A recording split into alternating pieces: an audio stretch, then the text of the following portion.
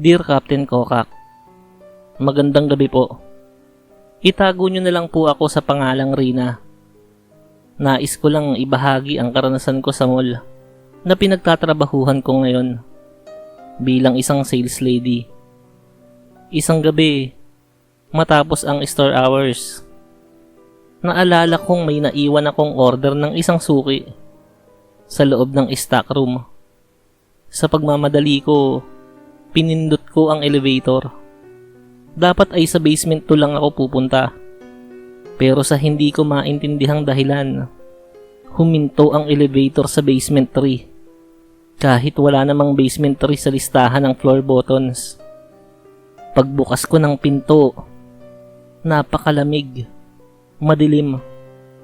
Ang sahig ay parang luma at marumi, na para bang hindi na ginagamit. Ngunit sa kabila ng dilim, may ilaw sa isang dulo. Sa kuryosidad ko at kaba, nilapitan ko yon. Doon ko narinig ang iyak ng isang bata. Mahinang pag-iyak, parang nawawala.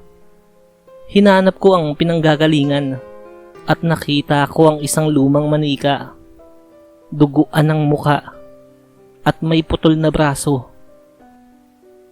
Biglang may malamig na humawak sa balikat ko. Paglingon ko, may matandang lalaking naka-uniforme ng janitor. Pero wala siyang mata. Puro itim lang na butas ang nasa mukha niya. Napasigaw ako at nawala ng malay. Nagising na lang ako sa klinik. Sabi ng mga kasamahan ko, nakita raw nila akong umiiyak sa loob ng stock room sa basement 2. Pero ako, sigurado akong nasa basement 3 ako noon. Isang basement na hindi raw talaga umiiral.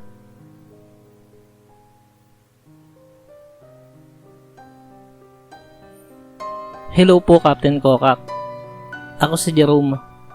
At matagal na akong visual merchandiser sa isang kilalang clothing brand sa mall. Isa ito sa mga di ko malilimutan at hinding-hindi ko na rin babalikan. Isang gabi, ako ang naiwang taga-ayos ng display. May napansin akong nakabukas na fitting room. Room number 6 yun. Ang problema, hanggang room number 5 lang dapat kami. Wala kaming room number 6. Sinilip ko yun. May babaeng nakaupo. Maputla. Nakasuot ng puting damit. Akala ko customer na naiwan. Kaya nilapitan ko at sinabing, "Sarado na po." Pero hindi siya tumugon. Nakatingin lang sa salamin. Nilapitan ko para tignan siya. Doon ko napansing wala siyang anino sa sahig. Nang lumapit pa ako ng kaunti, lumingon siya. At doon ko nakita ang mukha niyang walang mga mata. Wala ring bibig. Isang blankong balat na para bang pinunasan ng pambura ang buong mukha. Muntik na akong matumba sa takot. Tumakbo ako palabas. Iniwan ko lahat. Kinabukasan, tinanong ko yung security kung totoo bang may room number 6. Sabi niya, dati raw meron, pero isinara yun. Dahil may babaeng natagpo ang nagbigti sa loob. Matapos malamang niloloko siya ng nobyo. Hindi raw siya matahimik at madalas nagmumulto sa fitting room tuwing sasapit ang gabi.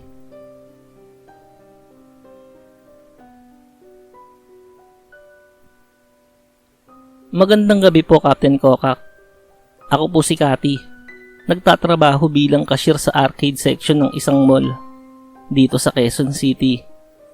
Mahilig po ako sa mga bata at sa playzone. Pero mula nung gabing yun, hindi ko na kayang lumapit muli doon. Mga 10:30 PM yun at pinapatay na namin ang mga ilaw. Isang bata ang napansin kong naglalaro doon sa mini carousel.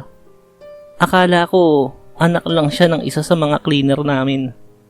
Nilapitan ko siya, pero bigla siyang tumakbo papasok sa ball pit. Hinabol ko siya. Napansin kong wala naman siyang kasama. Nilusong ko ang ball pit. Wala siya roon. Sa pagkataranta, Tinawag ko ang guard.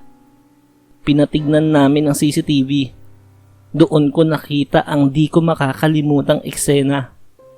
Nakaupo ang bata sa carousel, pero nakaharap sa mismong kamera at nakangiti, habang unti-unting nagiging transparent ang katawan niya.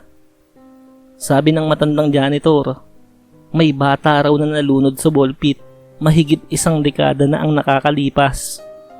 Sinasabing tuwing gabi, lumilitaw raw siya para maglaro muli, pero hindi na nakakalabas.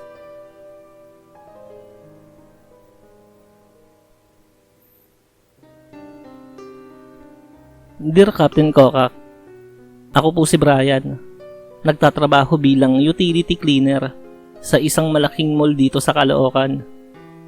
Noong 1 linggo lang, may nangyaring hindi ko na po makakalimutan.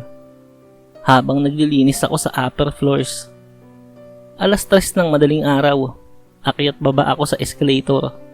Walang katao-tao. Nang biglang umandar mag-isa ang escalator, pababa. Akala ko glitch lang. Pero pagtingin ko sa ibaba, may babaeng nakaputi na naka-side view. Hindi ko kita ang muka, pero parang nakatingin siya sa akin. Tinawag ko ang guard. Sabi niya, sarado ang area na yon. Wala dapat tao doon. Kinabukasan, tinignan namin ang CCTV. Doon nakita ang babaeng sumasakay. Pero bago pa man makarating sa dulo ng escalator, bigla siyang nawala. Parang natunaw sa hangin. Lumabas sa kwento ng mga maintenance. May babae raw na nahulog mula sa 3rd floor cinema level noon. Patay agad. At tuwing madaling araw, nakikita siyang paulit-ulit na sumasakay sa escalator. Pero hindi na siya nakakababa.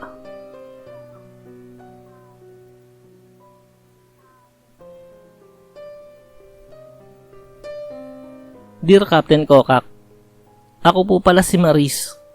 Crew po ako sa isang fast food chain sa mall. May night shift po kami tuwing weekends dahil sa extended hours. Doon po nagsimula ang kababalaghan. Habang naglilinis kami ng tables, may dumaan na janitor na naka all white. May bit-bit na map at saka timba.